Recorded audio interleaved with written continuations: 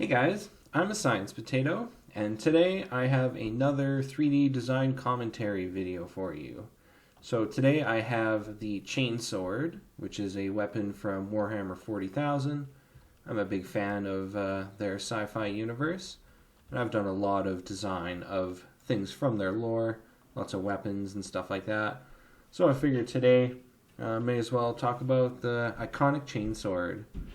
So to get this design, I just used some random images of chainswords online as reference images to create what I have here.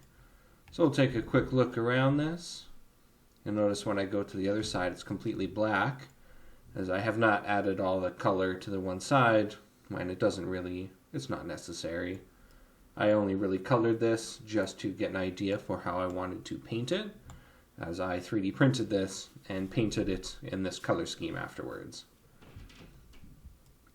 So you can see we got a lot of detail at the base here.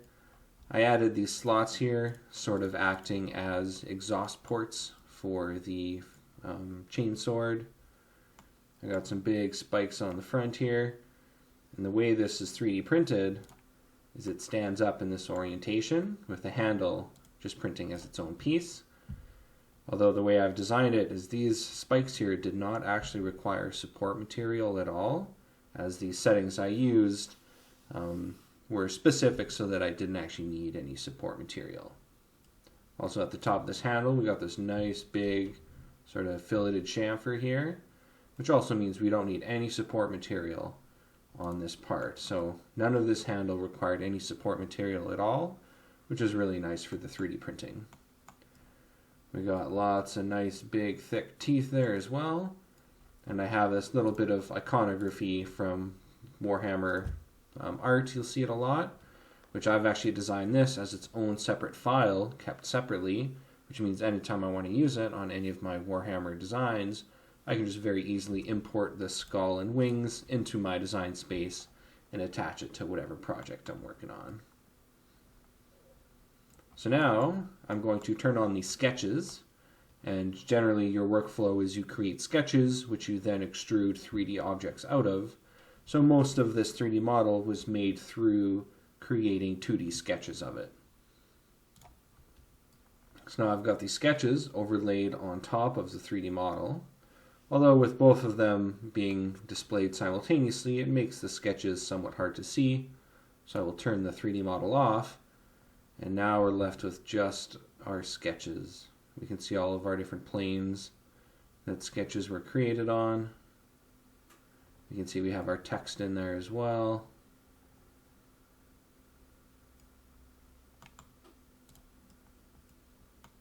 Now I'm going to give this a slightly tilted view, and I'm going to hit the autoplay button, and now it will play through the entire design process I used to create this.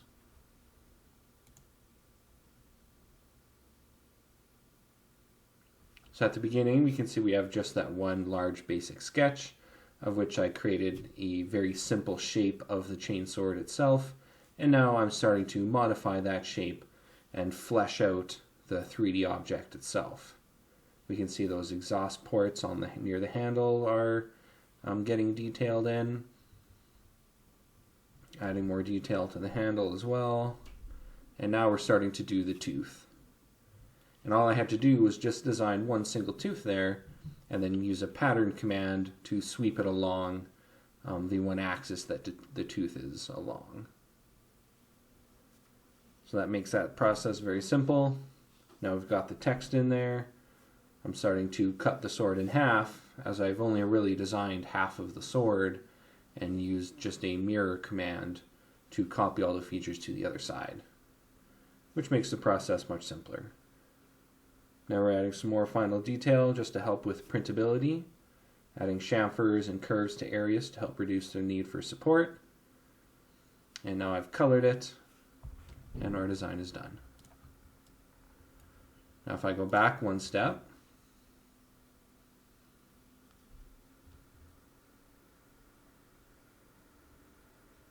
I'll let my computer think about that for a minute. I do not have a very powerful computer, so computing this data Can take a while.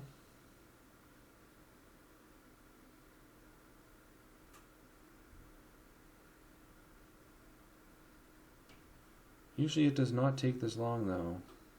It's quite odd. There we go, it did the thing. So we can see we have our chainsword here cut up into a few separate parts. These are cut up as their own printable parts to make the 3D printing process as easy as possible. So if I rotate our part here, we can see the handle printed in this exact orientation, and we already discussed its features, so it's pretty easy to print. Then we have the base here with our exhaust ports, and this did require some support material. It printed in this exact orientation, and we can see I've added chamfers here to reduce the requirements for support material on any of these faces. We did need some support material right at the top of this curve here, as well as on the tips of these two teeth, just to help those teeth print. We can see I chamfered this face here to get rid of its requirement for support, and I added a radius to the outside of this circular extrusion to also remove the requirement for support.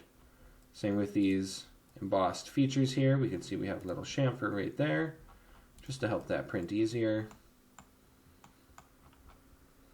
And then the next few sections were all printed upside down,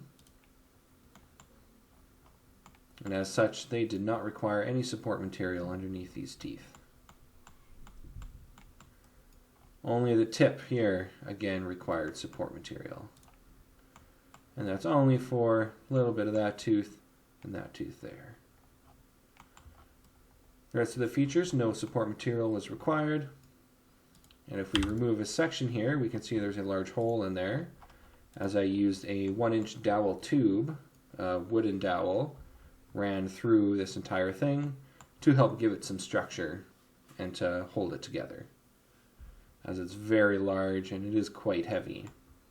It's nice too because each piece here has only been attached with some super glue. And that's good because it's not super strong, which means if you bang it around, rather than it actually breaking, it only separates on the glued interface between the pieces, which then, because there's a dowel running through it, allows that piece to rotate and move rather than being locked into position and just breaking instead. So there have been a few times I've been, carrying this thing around and you bonk into something and the glue separates and it ends up spinning on the dowel. And that's nice because nothing's broken. You just throw some more super glue on it and it's fine. Whereas if it was more rigidly adhered together, something would have just broken instead of that.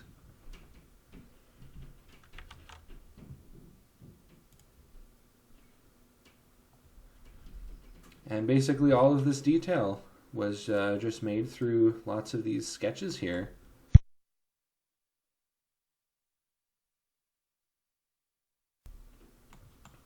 We have some text here we used to create some lore features there.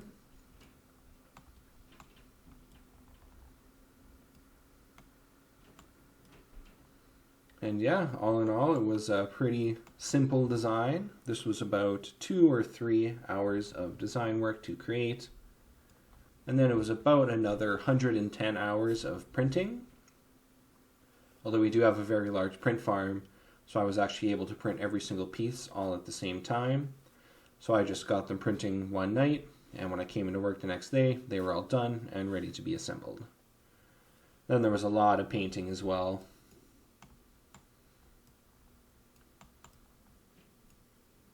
Well, I hope you enjoyed my quick design commentary on my Warhammer Chainsword.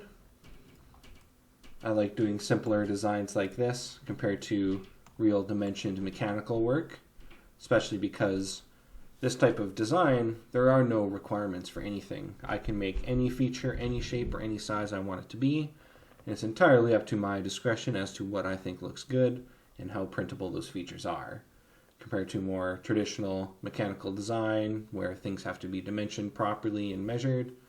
So it's much easier to do throughout quick artistic designs like this and keep the creative juices flowing. Alright, if you like my videos, please like and subscribe, and I will continue to make more. Thanks, bye.